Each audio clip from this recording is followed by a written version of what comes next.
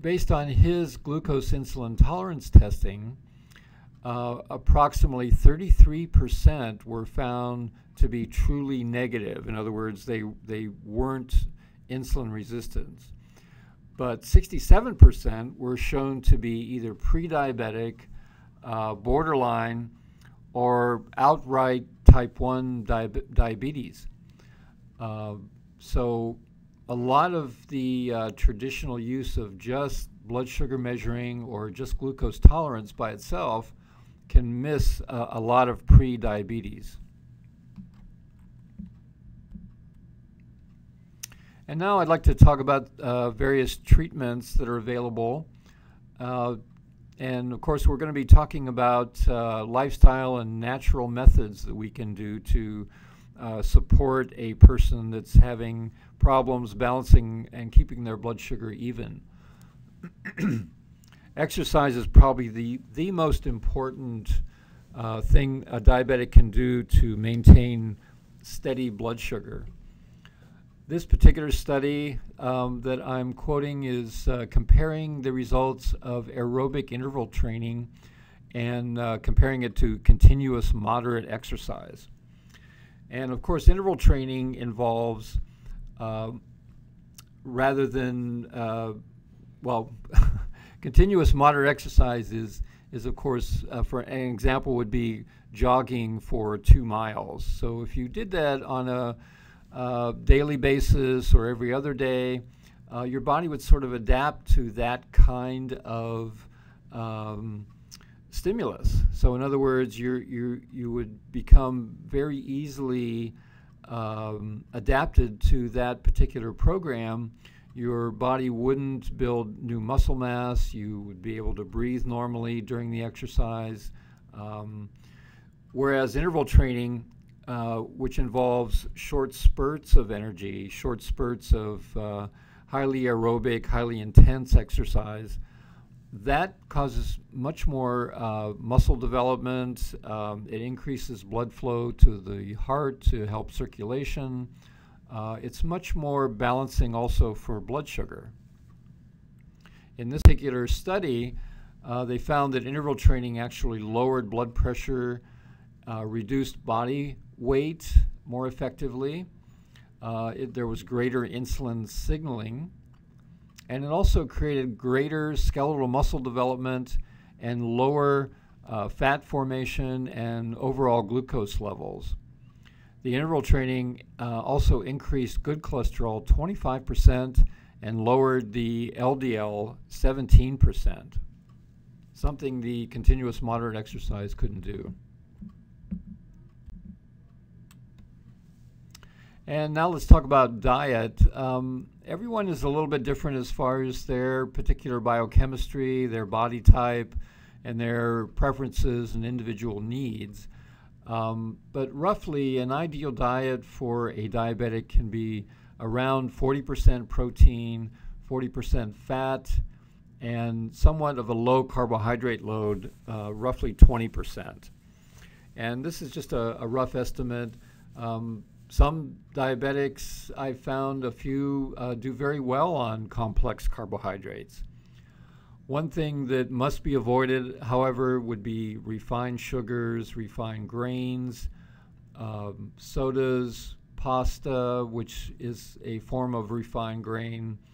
One particularly bad ingredient in a lot of foods is high fructose corn syrup. And of course, other artificial sweeteners, including sucralose and aspartame. Aspartame and sucralose are often used to avoid sugar. However, it is linked to other problems, including liver disease. Aspartame can increase sugar cravings. And sucralose has been shown to reduce thyroid hormone production. Some of the dangers of high fructose corn syrup are becoming much more obvious now. This particular study, it was found that from the 20th century, 1909 to 1997, there was a 2,100% increase in the use of high fructose corn syrup over that time. And according to this particular study, they found two variables that were mainly involved in this drastic increase in the incidence of type 2 diabetes. Those two variables were fiber, which of course drastically decreased over that part of the century, and then also the use of high fructose corn syrup gradually went up during the latter part of the 20th century. So taking in all the variables, those two factors were the most prevalent in the elevation of the incidence of type 2 diabetes. Another thing I look at in balancing people's blood sugar is looking at their overall their hormone production. And of course, insulin is also a hormone. So hormones tend to have very subtle interactions with each other. Many of the sex hormones, including estradiol, testosterone, DHEA, those all have subtle influences on blood sugar. And when they're balanced, you tend to have a much easier time keeping your blood sugar balanced.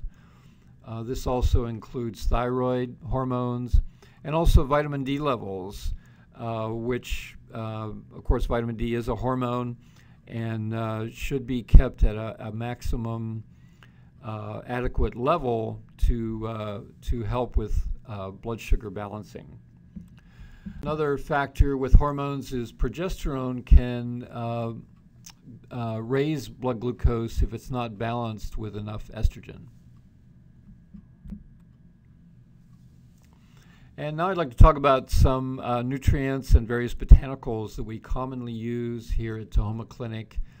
One thing we're very excited about is a new research study that we're starting using berberine for type 2 diabetes. And I'll be talking about various ways berberine has been shown to help with type 2 diabetes. Berberine is an alkaloid found in the Berberis species, which include golden seal, Oregon grapefruit, and also Coptis chinensis.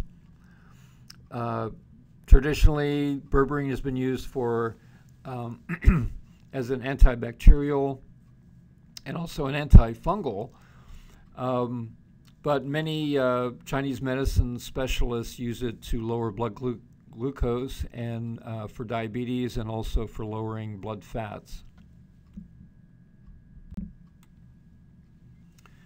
This was an amazing study that compared over a 3-month period the effects between metformin and berberine in controlling type 2 diabetes.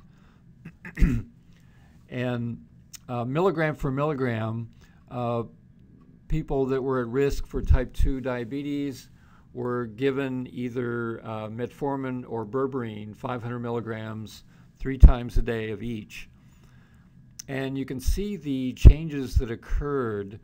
The control group that were given a placebo, after 3 months, their fasting glucose was 185 on average. But the metformin group had a fasting glucose of 129, which was much, much better. And the berberine had a fasting glucose average of 124, which is just a little bit below the metformin. So, and also the postprandial glucose, 2 hours after a meal, the control group, of course, had a very high glucose level of 363. The metformin group had a respectable lowering of their glucose down to 231, but the berberine group even had a better drop down to 199. And in checking the hemoglobin A1C, which is again a 3 to 4 month monitoring of blood sugar, the control group had a 9.31, which is quite high and considered uncontrolled diabetes.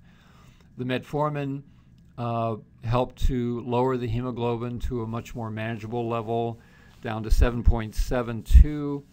But again, the berberine beat the metformin and dropped the hemoglobin A1C down to 7.48.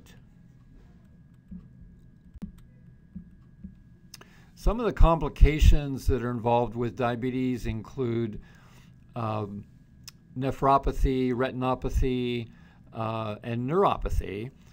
And one of the things that has been found to be affected by the high glucose blood levels is this enzyme called aldose reductase. And the body contains high levels of this enzyme in these particular organs and organ tissues, including the cornea, retina, lens, kidney tissue, myelin sheath. And these are where common diabetic complications occur. Berberine, however, has been shown to inhibit this particular enzyme, so it actually reduces the incidence of these complications. There's more and more research now trying to find medications that inhibit this particular enzyme. Berberine has also been shown to help with circulation and prevent heart disease that is common in diabetes. It's been shown to prevent endothelial injury to the arterioles, and it actually enhances dilation of the smaller vessels. Berberine has also been shown to lower blood pressure. On average, the systolic level drops 7 points and the diastolic 5 points.